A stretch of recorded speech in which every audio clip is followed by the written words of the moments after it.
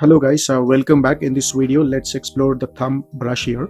So again, this brush falls into the category of the grab tool.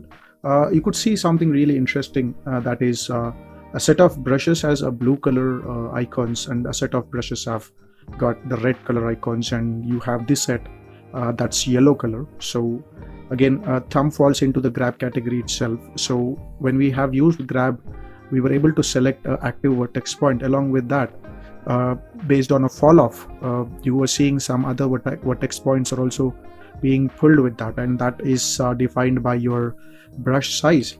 So what if I use the thumb and then just click and drag? You may not get that grab like effect, and the reason is thumb, it works only on this side, which means a line which goes outside the surface is normal direction, okay, and here the vertex points are moving in the tangent direction. They're not moving in the normal direction. You could see that.